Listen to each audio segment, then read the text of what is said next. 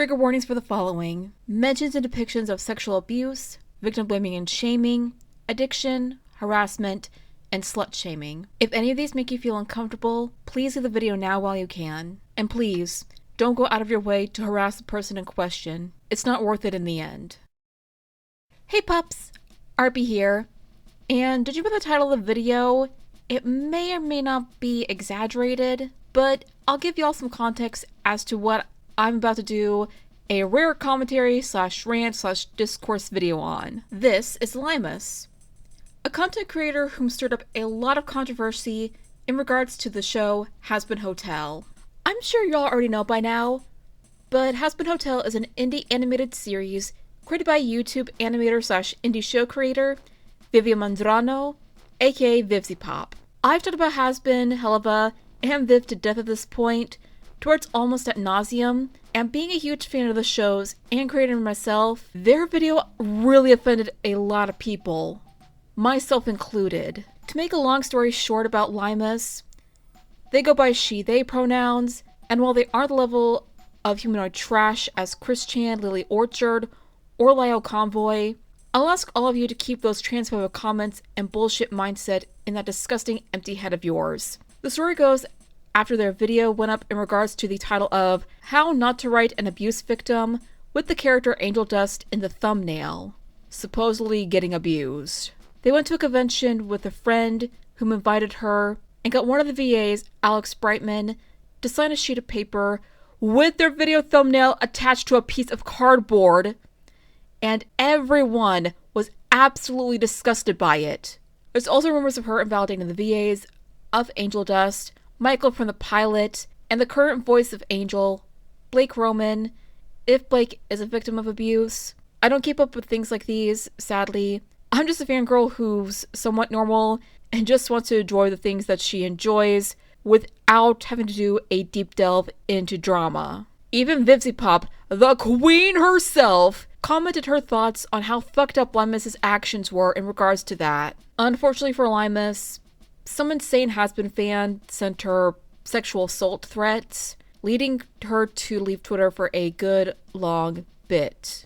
Let me elaborate that the Hazbin fandom isn't all like that. The more extreme fans make us normal and slightly sane fans look like absolute nut jobs. Reminds me a lot of the Sonic fan brats back in the day. Chris Chan being one of those weirdos. Now, despite Limus making a horrible video in regards to all that, she did not deserve to have sexual assault threats sent to her. Just because someone's a dickhead or an asshole, that doesn't give you the right to send any threats of any kind towards anyone. Unless it's an actual rapist or a pedophile or a zoophile or something of the like, then it's actually okay.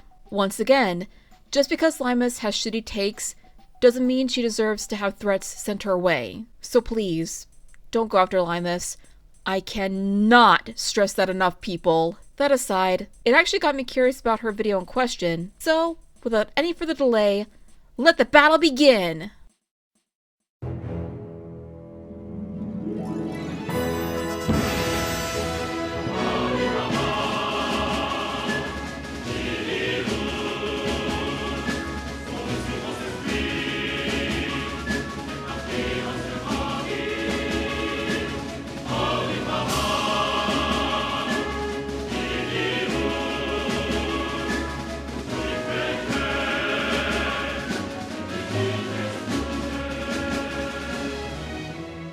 I don't think it goes without saying, but representation is important for any source of fiction. People of a particular group want to feel seen and understood, and most of all, not feel like they are alone. And that's why good representation is important. It can help people feel seen, while also educate those who are unfamiliar with a certain group of people. But because it is so important, it's also a tragedy in most cases when a piece of media has bad representation. It creates a harmful caricature that reinforces negative stereotypes. Stereotypes that bleed into real life. Most people won't even be able to tell if those stereotypes or traits are harmful or not because they are just not properly educated on the particular group of people that is being poorly represented. And that's why it is crucial to have good representation. You do not want to create a false narrative because of bad writing. That's actually a take I can agree with. Representation in media is everything. An example of a failed attempt would be Saya's horrible movie, Music. Music is about an autistic girl that wasn't played by a girl with autism. Instead, she was played by one of the girls from Dance Moms, who isn't even autistic, mind you. And there's also a scene where it seems like something from an ABA training video about restraining her from stimming or something, and the entire movie itself was dog shit. An example of positive representation would be akin to something like Steven Universe or The Owl House in regards to LGBTQ plus characters like Garnet being a fusion of a lesbian couple, Ruby and Sapphire, or Luz and Amity from Owl House. There's no stereotyping of lesbian couples, with them being butch and masculine females, or something akin to the Cow and Chicken episode Buffalo Gals. Nothing wrong with butch or more masculine ladies, by the way. It's all about the negative stereotypes of how certain things are represented in media. Mental health, addiction, abuse, LGBTQ+, autism, neurodivergence, etc. If someone hasn't gone through something like abuse of any nature and has done little to no research on the topic in question, and makes an episode where it's played off for laughs, like that one Family Guy episode, Screams of Silence, featuring Quagmire's sister being abused, and always turning it around, saying that it's her fault that she's a domestic abuse victim. I mean, balls to Seth MacFarlane for creating that episode, but it was terrible! But if the person has gone through abuse, like Viv herself, she has an episode or scene where the victim is being abused by whomever their abuser is. Whether it's a family member, a spouse, or an employer, and writes exactly how things abusers say and do to their victim, and has a later episode or scene where the victim finally finds some form of courage to stand up to their abuser. It's played out perfectly in these scenes, but Limus doesn't seem to think so. We'll talk about that later. But unfortunately, there are some stories out there that create a bad narrative through poor representation. Case in point, Angel Dust from Hazbin Hotel. Whoop, there it is! Now, I don't think I've ever come across a character so poorly represented, but also so greatly praised by the general audience. Hazbin Hotel is already a pretty controversial show for valid and invalid reasons. And no, the show isn't bad because the word fuck is used more times than a drunk in an Irish pub. I feel that a lot of my own personal problems with the show boil down to one of its most popular characters, and I feel that way because it does a good job at representing the exact issues the show has. Angel Dust is one of the only homosexual characters in the entire show. Oh wait, hold on. Time out. Back that up. Angel is the only gay character in Hazbin? Like, the only one that's attracted to men in general? What the hell do you mean by that? So many other characters from Viv's Helliverse are LGBTQ+. Are you saying Angel's the only gay male character, aside from Stolas, Fizzaroli, Andralphus, Alicio, Dennis, and or possibly Visagio, who are in Hell of a Boss, if we're counting that universe, or just a gay person in Hazbin Hotel in general? Angel's not the only gay character from what I've seen as far as sexuality goes. Vaggie is also a gay female, a lesbian if you want to be specific. So, Angel's not the only gay character. There's a multitude of Hazbin characters who are LGBTQ+.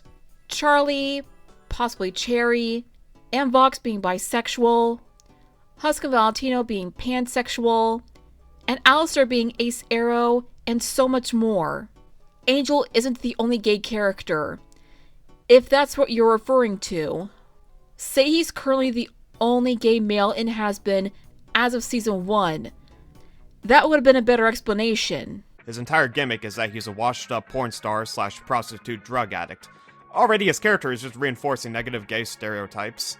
It was a pretty big red flag for me starting the show, and one that I couldn't really shake away. The stereotype of gay men being heavy drug users with insanely high sex drives is older than the creator of the show is. This is a stereotype that was being criticized in the 90s. This is a show that came out in 2023.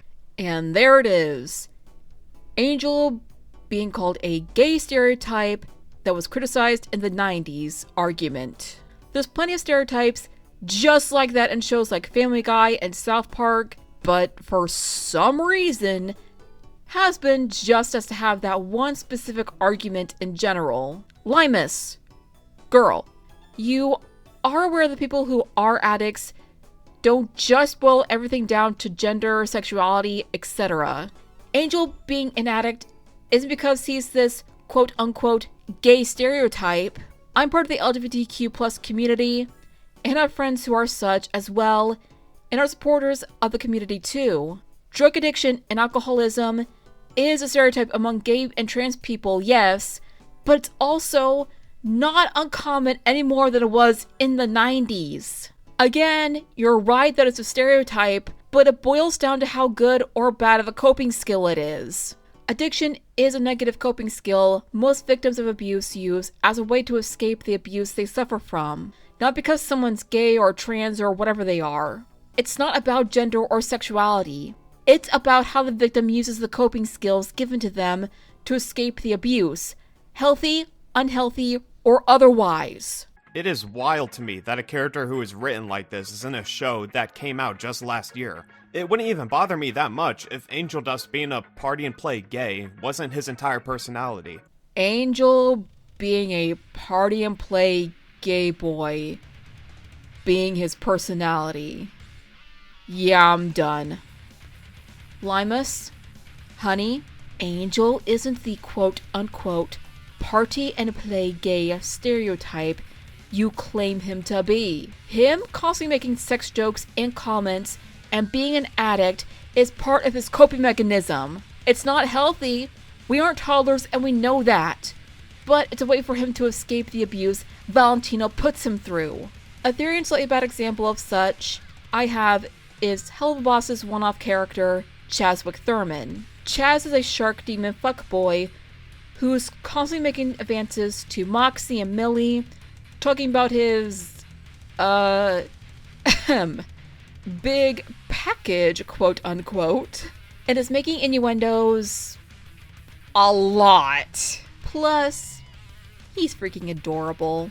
Fangirl moment aside, there's a theory going around that Chaz may be hypersexual due to some type of sexual abuse he was subjected to prior to the season 2 episode X's and O's, and it's often something people who are hypersexual do, and he copes by making innuendos about his fish sticks, quote-unquote, in high confidence, and believes he's the most badass, fuckable, sexiest man alive, and the flirting and advances he makes with everyone could also be another coping mechanism because in his dumbass hypersexual mind, sex addiction equals coping. I could be wrong on that part. Anyone who's more educated than I am on that, please correct me if I'm wrong about the sex addiction being a coping skill as well. Sexual abuse victims can either be sex repulsed and avoid sexual situations, comments, and anything that has to do with sex altogether, or are hypersexual in some form or another, and become something like Chaz, who makes sexual advances, has sex on the brain all day, every day, talk about their big ol' pants kaijus, or massive milkers in high confidence, or make sexual jokes and comments like Angel does in all the scenes he's in, and make some small advances too. And there's also a possibility of them putting on a mask to hide their true nature of being a victim. And again, Angel's addiction is his coping skill. But we can drill that into your head later, hun. But we're just into season 1 for Christ's sake. Angel isn't just a gay party boy who's a drunk druggie and is all about the sex.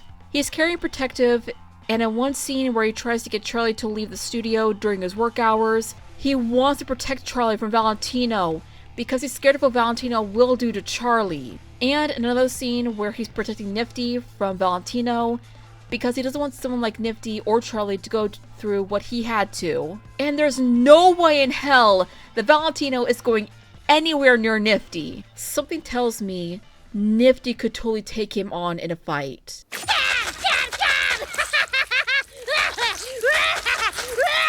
I wonder why. but just about every scene he is in, with a few exceptions, has to have humor or comments relating to him being a porn star or him liking drugs. And in between all of those scenes, you have him basically sexually harassing every male character and trying to make advances towards them, no matter what their sexuality is, which is also another negative gay stereotype. Now, since I already know the rebuttal to this, no, the show taking place in hell isn't an excuse for characters like this. More often than not, I see people use the "it takes place in hell" excuse to justify offensive characters or bad writing. But when you have systems like that in place to fall back on when criticism is made, then it's more of a crutch for your writing rather than an actual world-building tool.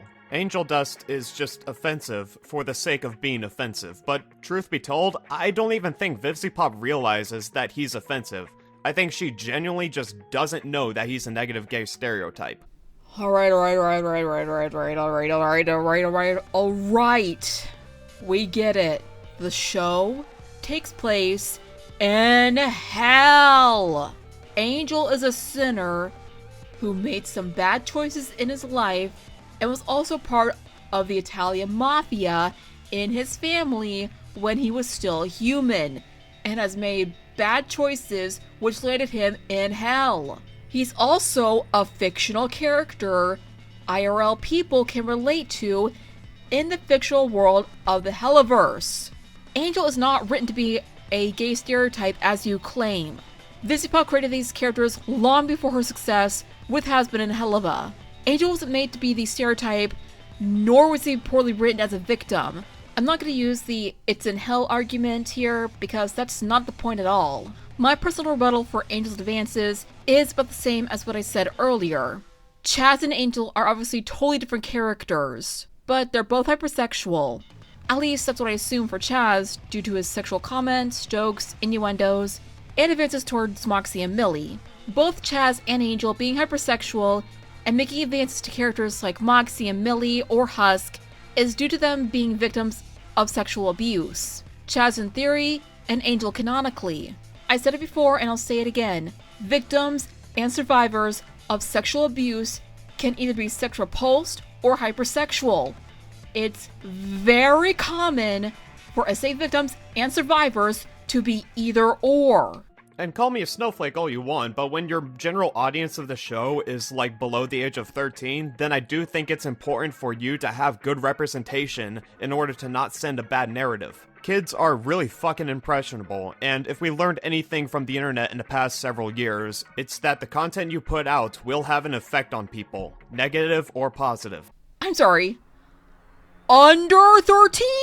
You mean 16/18 plus, right? Hazbin Hotel is an adult animation, not a Barney and Friends or SpongeBob clone. Quick argument here.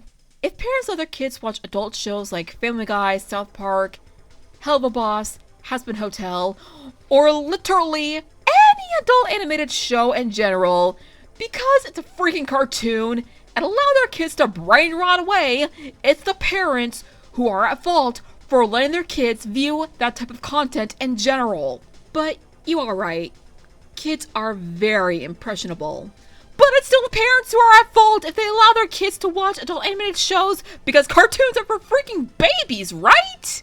Okay, got off topic there for a minute. Just needed to let that out there. The landscape for queer people, both on the internet and outside of it, is already really, really hard.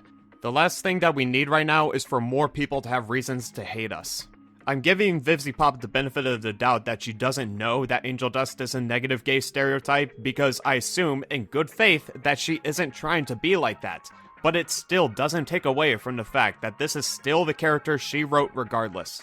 Yes, Angel is Viv's character. I could see myself repeating this 1,000 times over until it's drilled into Limus's head. But he wasn't written as a gay stereotype. Viv was never trying to be like that. Her team consists of people who are a part of and support the LGBTQIA+ community. Animators, writers, artists, and voice actors alike. Viv herself is bisexual. She did not write Angel to be a gay stereotype. And I'll agree with you there that earlier statement on how representation in LGBTQ+ characters is not easy. But in recent years, it's been more and more common for that representation to be seen in entertainment and other forms of media in general. Steven Universe with all the different types of gems and fusions, The Owl House with Luce and Amity, and Adventure Time with Marceline and Bubblegum, for example, have made LGBTQ+ representation within characters and storylines more common throughout the years of animation and character writing. Again, I'll agree with that statement, but it's become more common since, I want to say, late 2000s, early 2010s. Correct me if I'm wrong on that, I have been before. But that being said, this isn't the worst problem that I have with Angel Dust. Alright everyone, gird your loins! See, vivziepop decided to make Angel Dust a victim of sexual assault. His recovery is a plotline in the show, and I don't have an issue with this on paper. Not only do I think it's important to represent male victims of abuse, but also queer men who were victims of it. Men, both gay and straight, have been victims of sexual assault, and it's something that hasn't been properly recognized in society, which is why the execution of Angel Dust and his abuse storyline upsets me to an endless degree. Now, before I open this can of worms and talk about my issues with this character, I should rip off the band-aid because I already know people are gonna ask me in the comments. Yes, I am a victim of this kind of abuse myself, and I don't owe you or anybody else watching an in-depth explanation of it. It's my story to tell, and I'm not going to tell it here. I'm bringing this up to make it clear that I have valid criticisms of this show and this character as a survivor myself. Now, before we get into the meat and cheese of Limus' opinion on why she believes Angel is a quote-unquote bad representation for gay men abuse, I actually agree with her on that statement. Men of abuse, both straight and gay, are not only common, but also uncommon and can and will happen, but not seen a lot in media or depicted positively in society as a whole. By that I mean seen as a thing that can actually happen. The whole propaganda of men can't be victims, only abusers bullshit is not only tiresome to hear, but also incredibly sexist as well. Women can be just as abusive as men. Men being these tough guys and being told to man up because a woman gave him an owie on his manly manhood pride is all too common and a very degrading thing to hear. Case in point, the case against Johnny Depp and Amber Heard. Amber and Johnny seemed to be in a relationship for a period of time, and Amber basically abused Johnny during their time together, and it was a domestically abusive relationship where the woman was the abuser. Depp won that court battle, fuck Amber turd. Viv's other show, Hell of a Boss, shows how women can be just as abusive as men are. Case in point, Stella. She abuses Stolas verbally, mentally, emotionally, and at one point sexually to birth Octavia as a precautionary heir to the Goetia family. Even if Stolas was disassociating during that time, it was still sexual abuse! Sadly, I couldn't find any cases in regards to LGBTQ+ domestic/sexual abuse cases to help provide a point in regards to Angel and Valentino, but it sadly does happen in the real world. And it's said that gay men are more likely to be sexually abused and assaulted than a straight man is. Which is hella sad, and shit like that needs to be talked about more often to help make laws to prevent it from such, and to put the real scumbags who committed the crimes behind bars or have a fate worse than death await them. But there's another reason as to why Limus believes Angel is a bad representation for an LGBTQ+ victim of abuse. Let's continue so we can get to that point, shall we? I also want to make it clear that this is not a review of this show itself, but more so a critique of one of the characters. I haven't finished this show and I don't plan on doing it. I just want to talk about the character that made me stop watching halfway through. And you know what? That's valid and understandable. I myself am a victim of abuse, sexual being one of those types. And in a way, I kind of relate to characters like Angel Dust, and once again, valid and understandable, that you don't really plan on watching the rest of Season 1 past Episode 4, Masquerade, but I recommend you do. I'm not forcing you, just a suggestion. Your choice entirely if you choose to do so. And also, valid and understandable that you have criticisms regarding the character in question as to why you believe it's a quote-unquote bad representation. But you say your opinions as facts in these videos. Opinions and facts are two totally different things. Your opinions on Angel Dust are not facts. With that out of the way, we should start talking about this. Angel Dust works as a porn star for a character named Valentino, who has him under contractual obligation and takes advantage of him. Valentino's entire character is meant to be this pimp. And as a villain, I don't have a lot of issues with him, although I think giving a rapist character musical numbers is a bit tone-deaf in my opinion. I don't have a strong opinion about how Valentino is written one way or the other. I think he's very bland. How is Valentino a bland character? And how is giving a villain like him a musical number tone-deaf? You aren't clarifying why you think either of those opinions are, as you state, Val being a bland character and the musical number he has with Vox is tone deaf.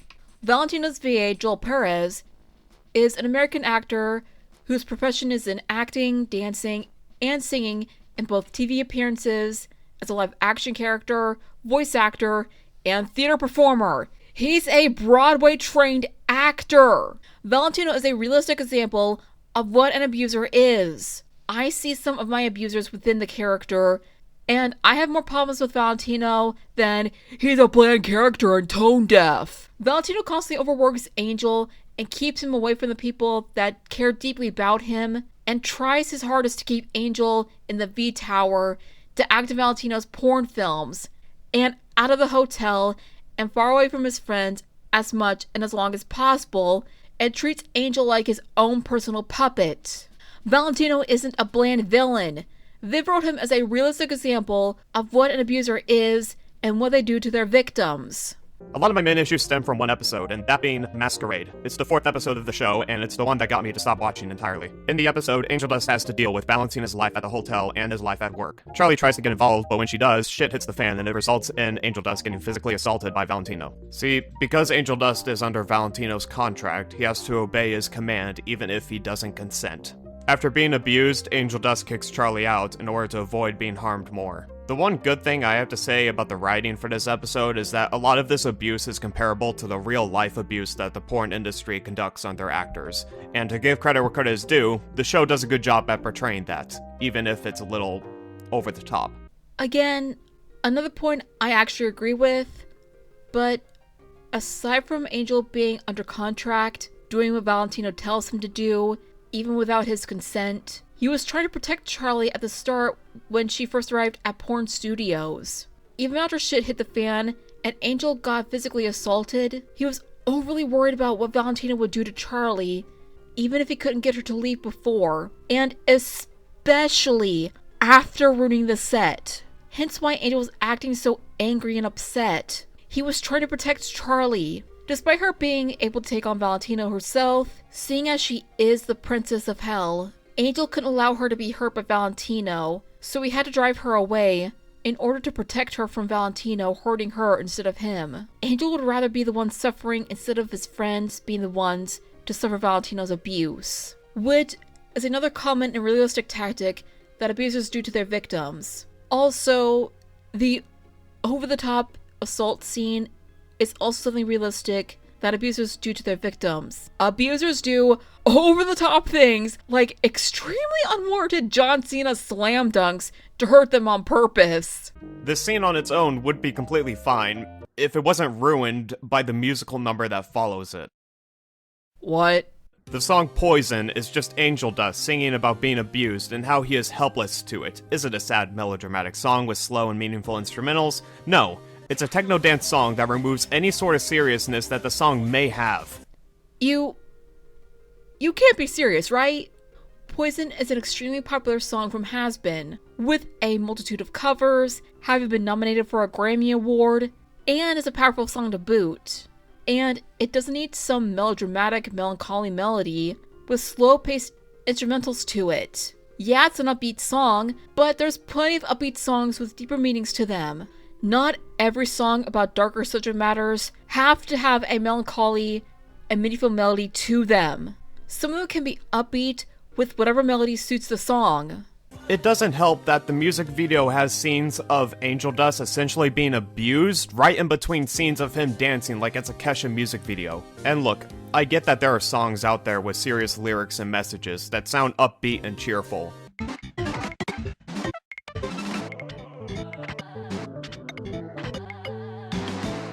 No, I do not. Because I'm pretty sure half or more or less, or however many people who watch this video have never heard of these music artists or bands or songs before in their entire lives. So, I'll do you one better.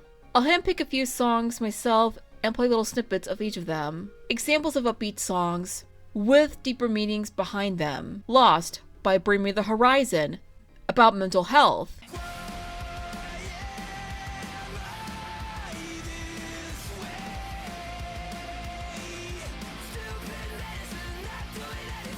I'm Not Okay, I Promise, by My Chemical Romance, mental health and masking mental illness.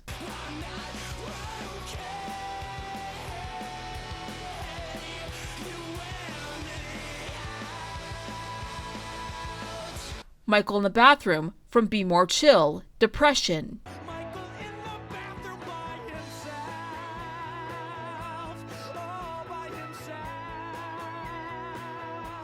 I Was Meant to Be Yours, from Heather's the Musical, obsessive and abusive behaviors and revenge plan on society and school bombing.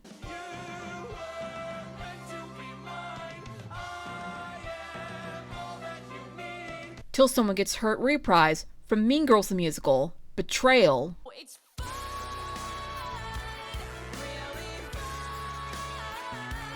Congratulations, from Hamilton, Damaging the Trust of Another.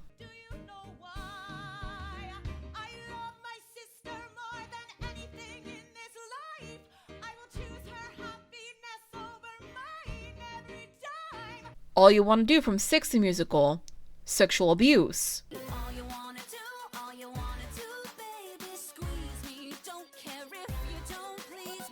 Who I'd Be, from Shrek the Musical, being someone you want to be, like a fantasy, but it won't happen unless you try.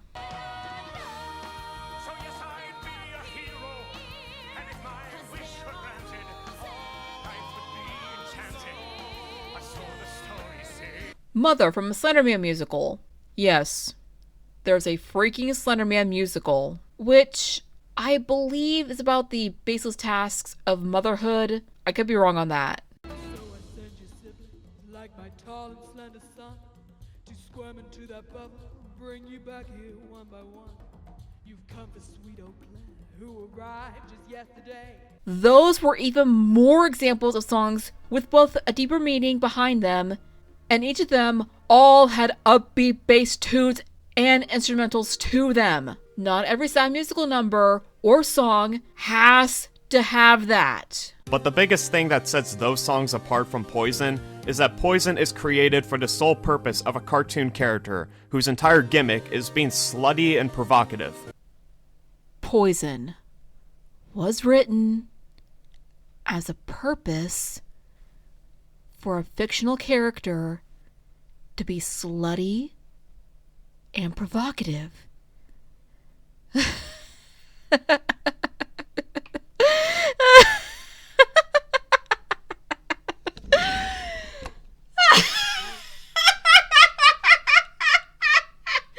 Nope, that's it! I am done! You have finally unleashed the bitch within me, honey. Nice RP is gone now. Adios, bye-bye, sayonara, auf Wiedersehen, and all the other languages of the world. The Anki bitch has been awoken now. You've pissed me off at this point and time within this video, honey. Poison's purpose was not made to be a song for Angel to be slutty and provocative as you claim. Poison is a song about Angel wanting to escape the abuse he's subjected to, but it's like an addiction. I'm very doubtful you've ever heard of Stockholm Syndrome. It's basically a condition where feelings of trust or affection are felt in many cases of kidnapping or hostage taking by a victim toward a captor. Valentino being the captor. While it isn't a kidnapping, it can still happen in abusive relationships too. He wants to escape, but he can't. For one, the glamour, the money, the glory, living in the lap of luxury in the sex industry is what it seems like, but it's also extremely dangerous. Angel constantly gets hurt whether or not he consents to the acts put upon him, and no matter what, he always goes back to life whether or not he has a say in the matter. Valentino is feeding him that exact poison.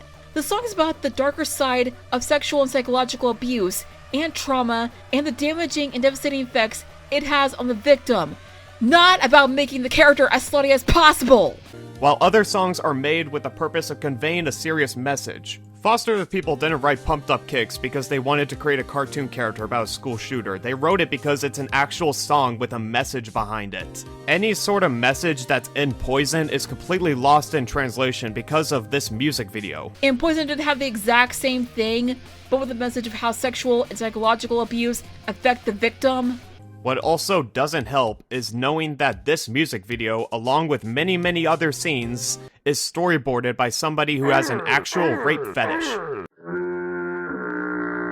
Somebody that vivziepop frequently defends on a regular. I would like very much not to focus on the allegations involving R2 Ninja Turtle that you just randomly had to pull out of the blue, please. That's unrelated and not my focus. Also, why are we kink-shaming them for their non-con fetish? I mean, don't get me wrong, I too find non-con kinks about as unusual as others find kinks like diaper fetishes and age play kinks, among a multitude of others. But why kink-shame someone for having a non-con fetish? Rape kinks are actually a lot more common in writing than you think them to be. Taking a quote from Yoshiko VT's video response to yours, rape fantasies are some of the most common kinks alongside other weird and unusual kinks like age play, waterboarding, pregnancy, and breeding, feederism. Even hentai has this weird ass tentacle thing going on in its stories.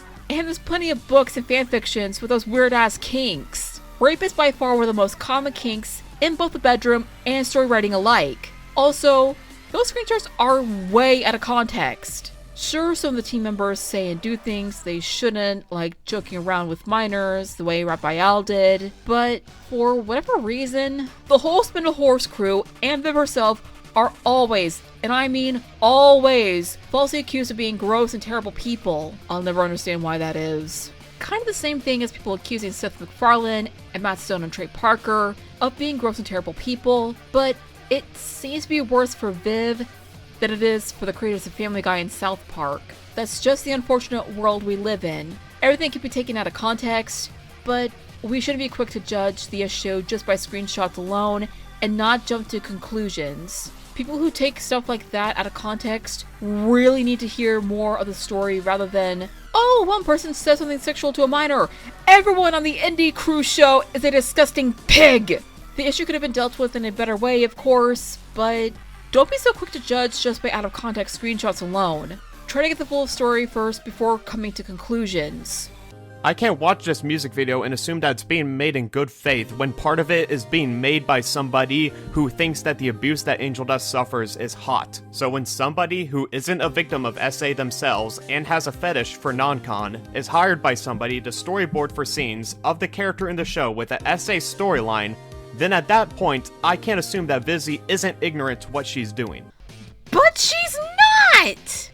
Like, if a victim of SA on the team was uncomfortable with drawing out those scenes, she'd most likely go to someone like Raphael, who's not an SA victim, not saying they are or they aren't, I'm just giving an example here, and would be okay drawing out those scenes to help with the visuals, and that's what something Viv would put an SA victim through if they are extremely uncomfortable with it. She'd go to someone else and ask them to storyboard the visuals and ask them if they are okay with it.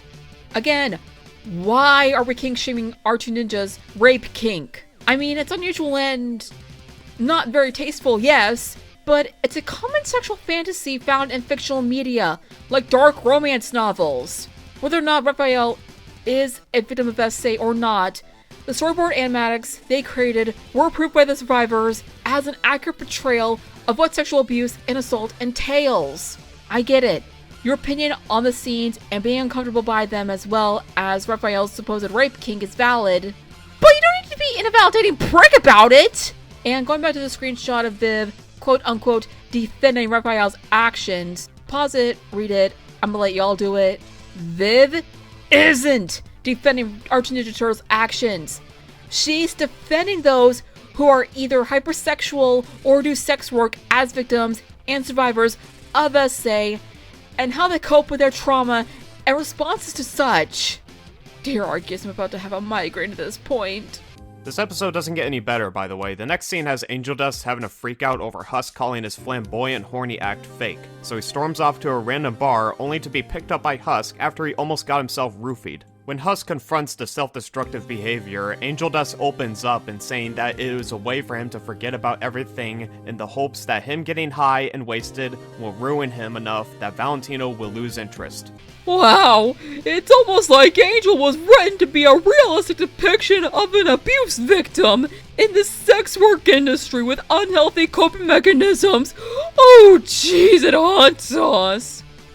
Actually, I know Angel's coping skills are unhealthy and bad, but he's a slut and a walking gay stereotype who uses drugs and alcohol to cope and hopefully break himself enough that Valentino will finally leave him to die when he's no longer of use to him.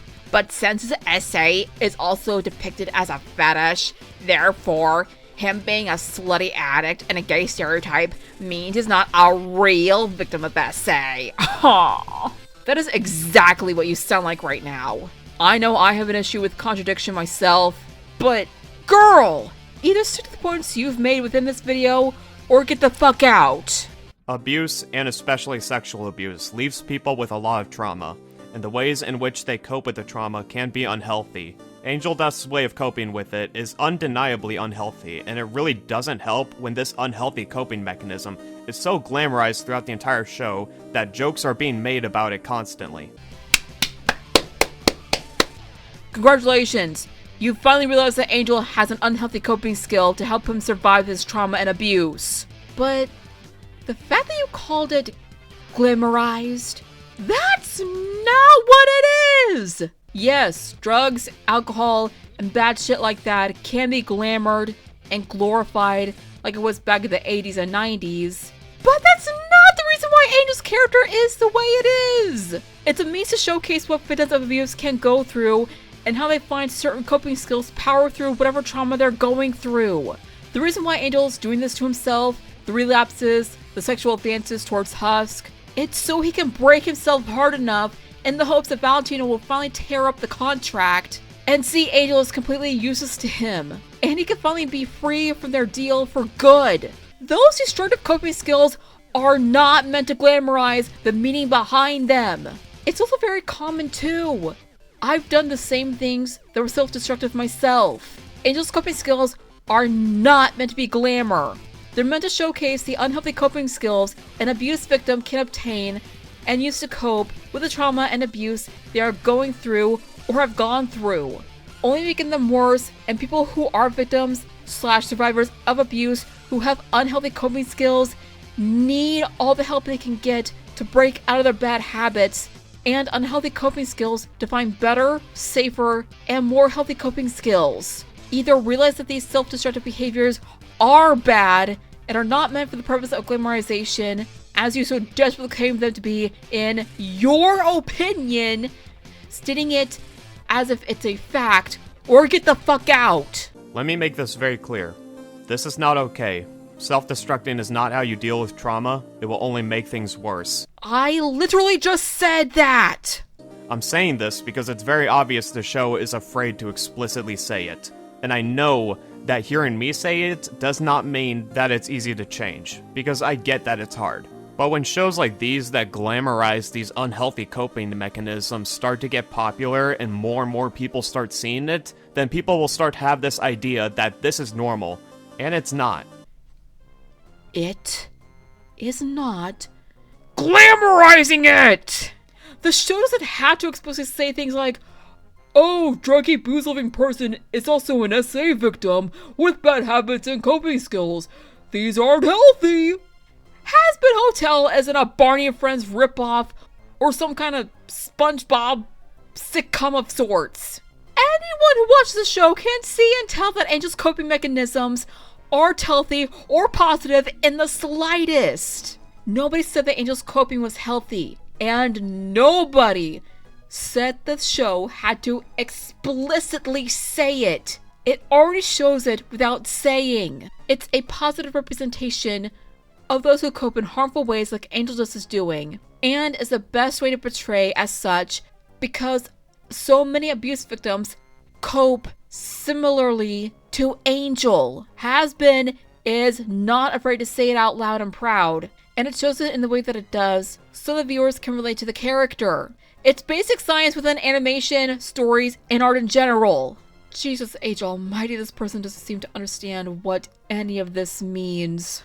And unhealthy coping skills are very common in abuse victims.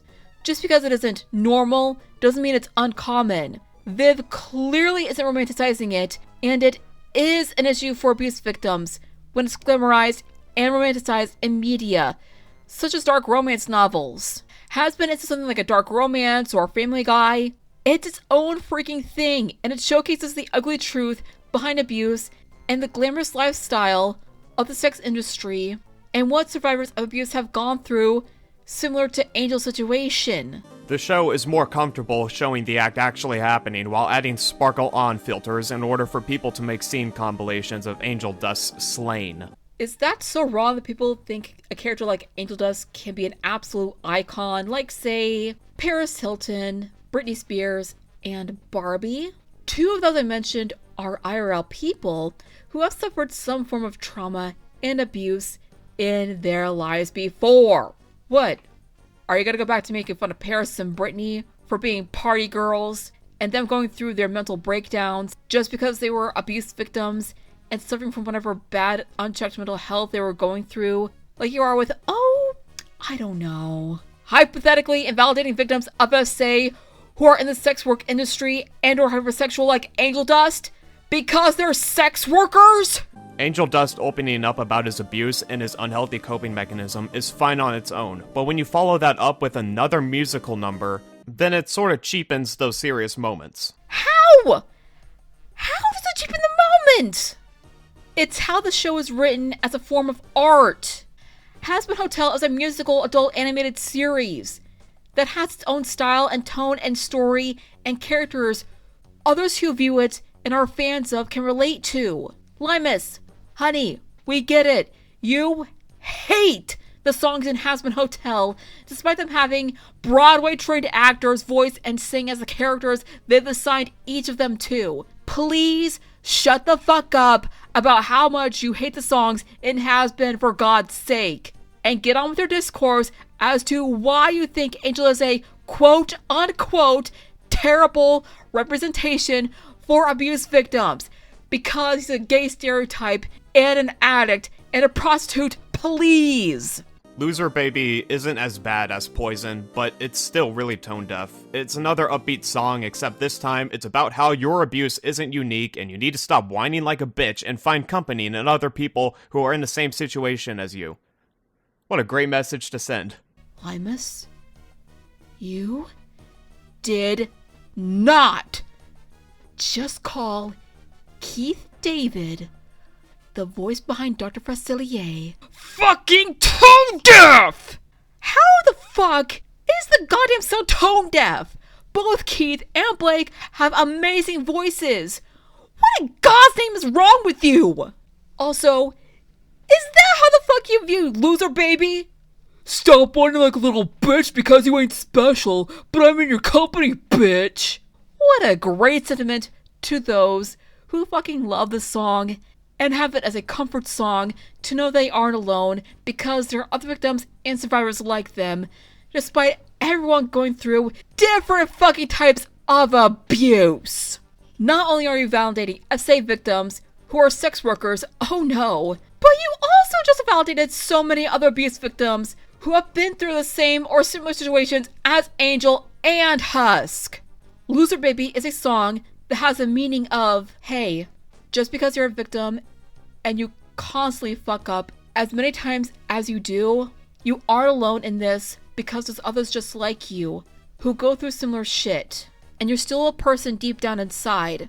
Don't beat yourself up to the point of self-destruction with self-loathing because you're allowed to make mistakes. Basically, everyone fucks up at some point. So you don't have to suffer alone. You can still pick yourself back up, and you won't have to do it alone. There are people who will understand you, and we can help each other. Stop beating yourself up. Talk to people that want to help you.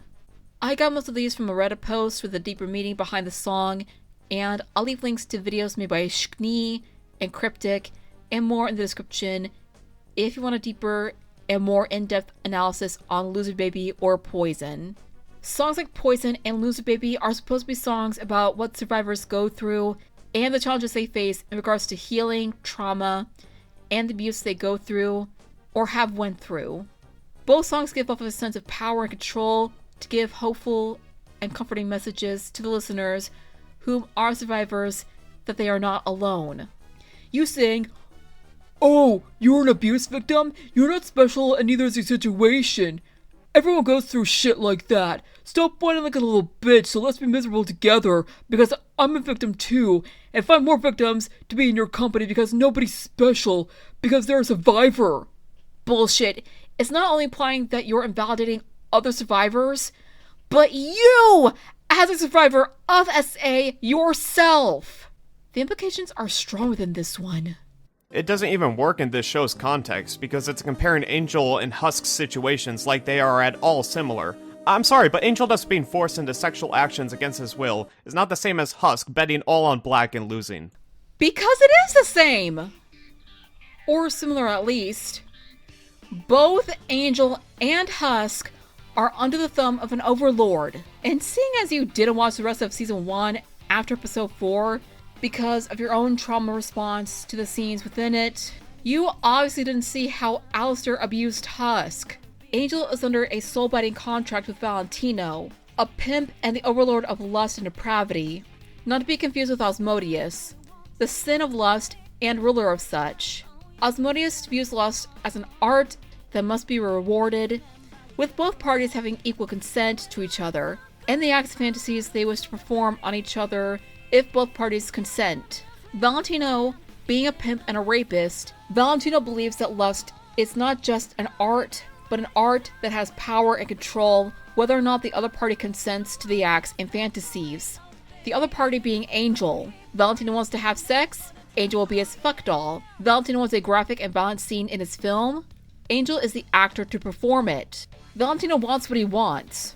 He doesn't care who he hurts or how they're hurt. He'll have whatever he wants one way or another. Husk's gambling addiction is similar to Angel's drug addiction. He constantly plays cards and places a bet with an overlord like Alistair. It's a lose-lose situation. Alistair needs an errand boy or someone to do a job he wants done. Husk is the person to do the deed. Husk steps out of line or says something that pushes the wrong button to his boss. Alistair will make him remember why his title is the Radio Demon. It doesn't matter what your addiction is or what type of abuse you're going through.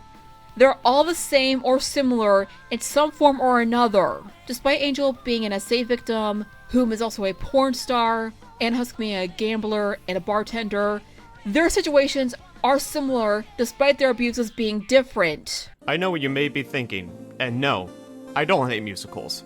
Hazbin Hotel is just a bad musical. End of story. No, Hazbin is not a bad musical. You're stating your opinion that Hazbin is a bad musical is not fact. And in my opinion, you just have shitty taste in musicals and music in general. End of story. And no, I'm not even gonna bother going through the comparison of Hazbin and Rent because they're completely different storylines and don't line up with Limus's Angel Dust and Hazbin Hotel discourse. Its shitty 2005 film adaptation bombed in the box office for a reason. My objectively correct opinion is that Rent is the worst musical ever made, more so than a Slenderman musical and the movie adaptation from the late 2010s, Slenderman. End of story. Again. Was that? I think it's the sound of no one caring. Hazbin Hotel wants to have serious subject matter, but it also wants every song to be something to dance to. And in most cases, you can't have your cake and eat it too. And that's a bad thing because... why? I don't know if it's me or my neurodivergent ass spiraling into some weird demented Twilight Zone-esque universe, but that's not a bad thing. Stories can tackle serious subject matter without the tone and characters being all sad, depressed, and melancholy, and all gloom and doom songs about you wanting the sweet release of death just because you're suffering. Death is never the answer to the problem. Unless it's a pedophile or zoophile being charged with their disgusting crimes, then it's okay. It's a better and more supportive route that the character put on a facade of positivity and masking their emotions and trying to gain back control, all while going through something negative in their plotline and story arc. And that's what everyone does. Not just victims, but anyone and everyone, no matter what their situation is or what they're going through.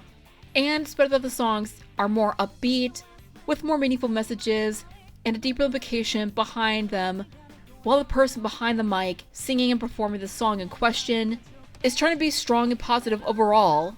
And the tunes being upbeat, poppy, techno-esque, or whatever upbeat tone and melody the artist put behind it, give the song and music more powerful and meaning within it, and the person trying to gain back the power and control in their lives. Again, that was a quote from Yoshiko.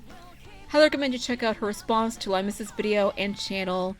And also, side note, she has an adorable voice. You have vandalized Rolf's face, and you have stolen Rolf's chicken set again! Having a character like Angel Dust and giving him an abuse storyline, while not taking it seriously by adding musical numbers like Poison, and then having somebody who finds the abuse from Valentino to be hot storyboard your musical number, what it ends up doing is creating a parody of itself that hammers in this idea that being a survivor of abuse is girly pop or slay. Suffering does not create better people. It just creates suffering. You're right. That doesn't mean your opinion is factual. Just because Raphael has a rape kink doesn't mean she's invalidating victims of SA, nor is she fetishizing a victim's SA as a rape fantasy in the music video, nor is Viv doing the same thing. A majority of survivors approved of the animatics and scenes of Angel in these scenarios and situations because it's realism to what similar situations the survivors went through. Just because Poison has an upbeat pop, dance, techno melody to it doesn't mean it's downplaying SA as some glamorous lifestyle or choice someone makes in life. If you did the same thing for the Addict music video, we'd be having some problems. Both Addict and Poison have deeper meanings and messages to the show and show the ugly truth and the dark realism of what survivors of abuse go through or have been through at some point or another.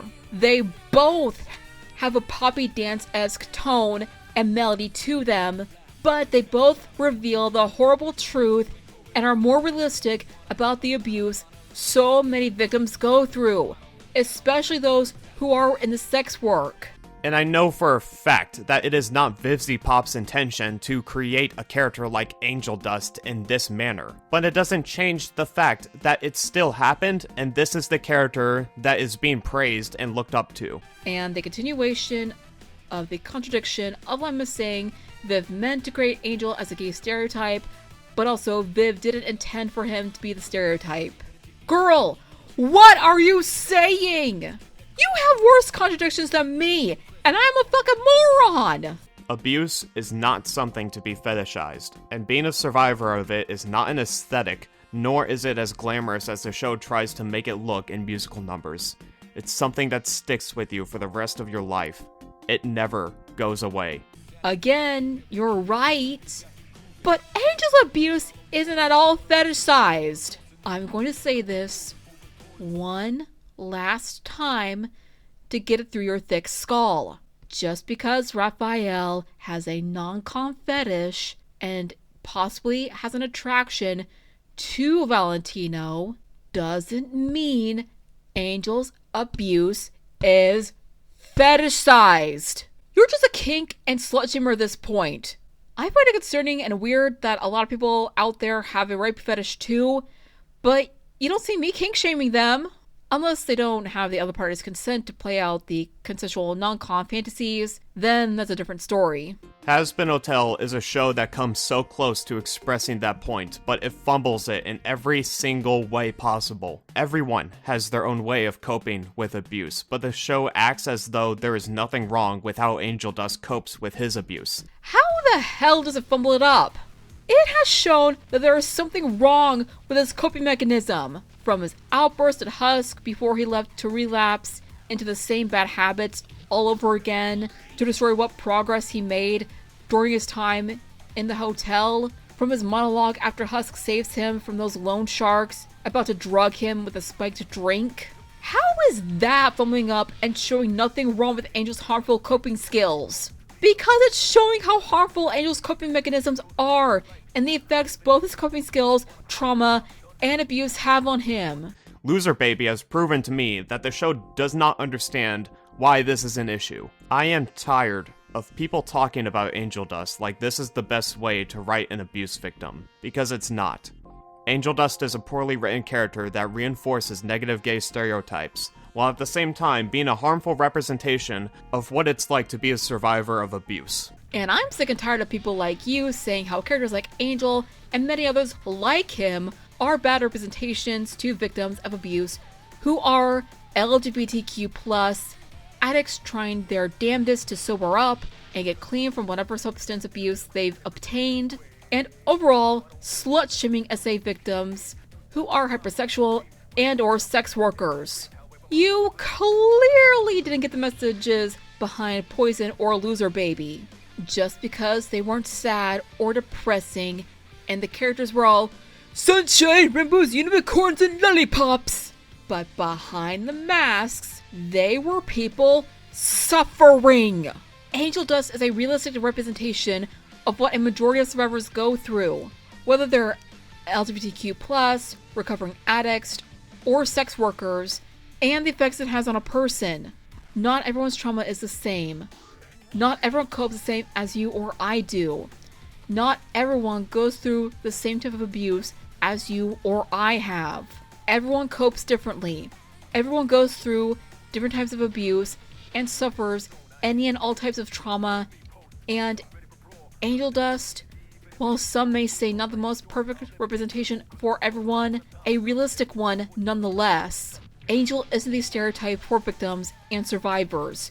He's a realistic depiction of survivors. Songs like Loser Baby spread the message that everyone goes through the similar shit those most unfortunate are subjected to. But that doesn't mean you're alone in your own struggles and battles. You can find others going through similar situations and be good company for each other to fight your own battles. If we have gotten to the point where scenes of clear fetishization and romanticism is viewed as powerful representation, then the indie animation scene is in desperate need of a paradigm shift, because this is not how abuse survivors should be written in the future. Hazbin Hotel and Angel Dust should be viewed as an example of what not to do when it comes to that. And once again, you're wrong. Right on the fetishizations of one's abuse, but wrong on Angel being a poorly written character of abuse. You want to know a real poorly written abuse victim character? Brenda Quagmire. At first, the episode Screams of Silence handled it with some dignity, but during the second half, they treated it as if Brenda was an addict to drugs and alcohol, and her boyfriend Jeff just beat her all the damn time, and she was pregnant! And Glenn, Peter, and Joe all decided to kill Jeff in the woods, which led to a very graphic and uncomfortable fight scene, and Jeff nearly choking Glenn to death, and Glenn just killing Jeff after he survived and leaving a fake note to Brenda, and the note was just fucking harsh and horrid. And the last joke about Peter wanting to kill somebody else was unnecessary. And again, balls to Family Guy for creating an episode like that, but it was dog shit. Screams of Silence is a terrible episode and representation and represents domestic abuse as if it's the victim's fault they're being abused and that they chose this life. Angel of the episode Masquerade did a better job than Screams of Silence. This was not an easy video to make, but I want to end it off by saying that if you enjoyed Hazbin Hotel and Angel Dust as a character, that's fine. I don't want you to walk away from this thinking that your opinion is less than mine. Again, you're right, and I'd agree with you if you didn't state your opinions as factual. People have their own reasons for liking media, and the discourse surrounding this show and the harassment that people receive just for liking it is unacceptable. You can have your reasons for disliking a show, but people can also have their reasons for liking it as well. Everything that I have said in this video is in relation to my own personal life, and I criticize the show because I want to see it improve in a second season. I want it to give me a reason to keep watching, not for it to give me a trauma relapse and feel disgusted by it. That's valid, but you said you stopped watching season 1 after episode 4, yet you want to see it improve? That doesn't make any sense! Writing this video and revisiting this show was difficult for me, but I can still recognize that this show connected with a lot of people and in many cases, even helped them. But the opinions you stated as facts imply that the victims of SA, who are similar to Angel Dust, are either a gay stereotype or slutty because they're either hypersexual and or a sex worker or both. Again, I understand you stopped watching due to a trauma response, but I have no words. And I'm not going to be denying that just because I have a different experience with it. All I hope to do with this video is give people a broader perspective on why people may not like the show. And I hope I did that. No, you did not. Well, you had valid points on how a character that is a victim of abuse should be written, and how serious topics should be taken as such, and how important representation in media is, and the trauma responses you had that led to this video being made. That doesn't mean your opinions are facts. And it didn't help that you didn't explain a lot of reasons why you had these opinions in the first place, such as Valentino being a bland character. How is he a bland character? Is it because his design was a downgrade from his original one in the pilot? Is it because a lot of people had a multitude of theories as to what his voice would sound like? Instead of a smooth talking, jazzy type of voice, he's got an admittedly sexy Hispanic accent. Is it because he's a pimp of all things? Please, for the love of God, elaborate as to why you have these opinions on the writing and characters. I don't know if it's just me or my neurodivergent ass not being able to understand why people don't do this, but if you're going to say an opinion like Goku is a bland character, or Valentino as a bad representation of an abuser, or Usagi is a bad example of a magical girl, then fucking explain as to why they are bland, a bad representation, or a bad example of such. Okay, let's see everything wrong with this video, shall we?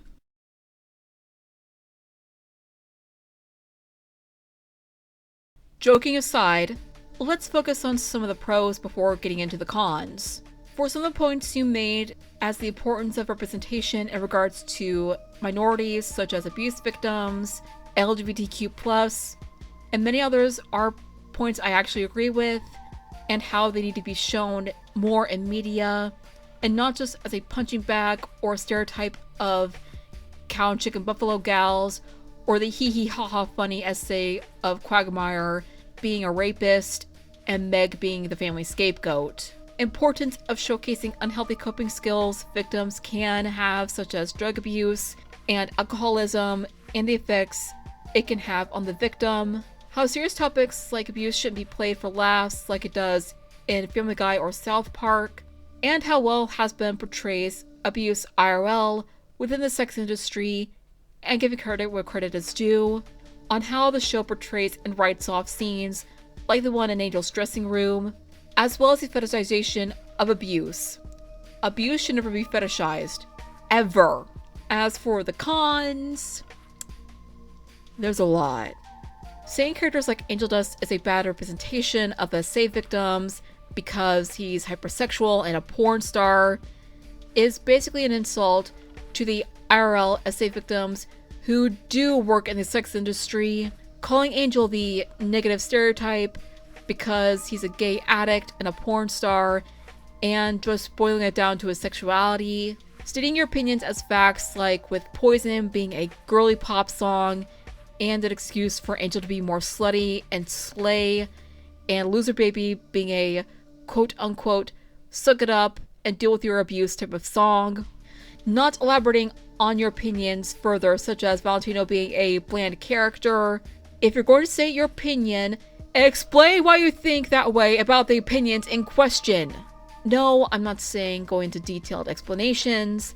I'm saying a simple answer like Valentino is a bland character because he's not the leader of the V's and isn't the intimidating overlord Vox is, and we all thought Vox would be the dim-witted sidekick and not Valentino.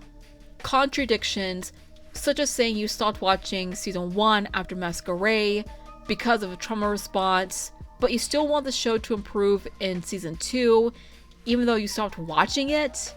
Again, that doesn't make any sense! Bringing up random drama that isn't at all related to what you want to make the point about, such as Raphael's rape kink. Yeah, it's unusual and concerning, but why bring that up? At all! Comparing musicals like Rent to Hazbin as the superior writing that aren't even similar plot and storylines at all. Hazbin and Rent are two totally different stories and don't have the same storyline and plot within each other. Limus, the fuck even was this video you made, girl? I understand that this video was made to at least discuss the discourse of your thoughts and opinions on Hazbin, its songs, writing, and characters, and I'm not saying you shouldn't have valid critiques and takes on the show, nor am I invalidating your trauma response in regards to Masquerade, and also, thank you for setting a boundary of not wanting to share your backstory of whatever trauma event you faced. But this whole video felt like a slut-shame fest to the survivors who are like angel dust and relate to the character in some form or another. That's like going to a porn artist's profile after they told their story of SA and say, You aren't a real SA victim for drawing porn art. You're just a slut and a whore who likes getting raped. Not only is that invalidating those who draw not safe for work art, but also those who draw not safe for work art and are SA victims as well. It also felt like you were stating your opinions were facts about how abuse characters should be written. If you want to make your own story with a character who is a survivor, you're more than happy to do so. I myself have a persona that has a very traumatic backstory and is a survivor of abuse himself. All forms of it, I might add. I've talked about this character before in the past, but I'll briefly summarize his story. Zorro is a wolf demon who has shape-shifting powers, and his father was a religious individual, but he was the basic stereotype for a Satanist, and would constantly abuse Zorro because he believed his son was the true Antichrist, and put him through various forms of torture so he could become stronger and start the Armageddon. There's no picture-perfect way to write a character that is an abuse survivor. Angel, to me at least, is the perfect example of what most victims of abuse go through and how they cope. It's not about his gender, sexuality, or profession. It's about how he ended up in the situation and what he goes through and how he copes with it, and how he learns to stand up for himself and find people who love and care about him and heals from his trauma. Scenes where he's being abused aren't played for laughs or comedy or the assumed fetishization. It's a realistic representation of what the ugly, hard, sad truths are in this reality. Not every musical number has to be this melancholic melody of what trials, tribulations, and challenges the characters go through. Some of the songs can be upbeat and have a nice beat to dance to, all while having a deeper and even more darker meaning behind them. Hazbin Hotel is Viv's show. How the episodes are written and how the songs are performed shouldn't be how we as viewers want them to be. Viv is the head of Spindle Horse. We can have valid critiques of her creations all we want, but at the end of the day, it's all about how we as the audience view the messages shown before us. Before I make the final conclusion, I do want to say this brief message to Limus. Limus, while I have very many strong and objectively correct opinions based on what you did at the convention and your video in question, and approve of some of the callouts people made upon you at the time your video went up and after the photos you posted, you did not deserve those sexual assault threats sent to you. On behalf of the Helva Hazbin fans, I apologize for the most uncontrollable and most insane and most unhinged toxic fans who attacked and harassed you over this. The calls were deserved, the harassment is not. And all that I ask is that you take care of yourself and stay safe, Limus. And please, don't go after Limus. You're allowed to share your criticisms on Hazbin, Limus's video, whatever. Don't be a toxic dick and make the fandom more toxic and worse than the bronies and the Steven Universe fandom was back in the day. It's not the fault of the fandom itself. It's how the fans behave and interact with those in and outside of the fandom. There's plenty of good ones out there, but sadly, there's a bunch of rotten apples in the bunch. I don't mean the ones that aren't ripe yet. I mean the straight up rotten ones. So all we can do is kick out the absolute poisonous and rotten apples where they truly belong. In the garbage. Some of y'all are some sick twisted fucks out there. Like, that's behavior I expect from Lyle Convoy and Hopeless Peaches. I shit on them a lot on this channel. But I ain't wrong, am I? All I'm trying to say is show a little kindness to someone because you don't know what they're going through. Even if others don't deserve it, sometimes killing them with kindness is the better route to go. Unless there's someone like Adam. Whoa!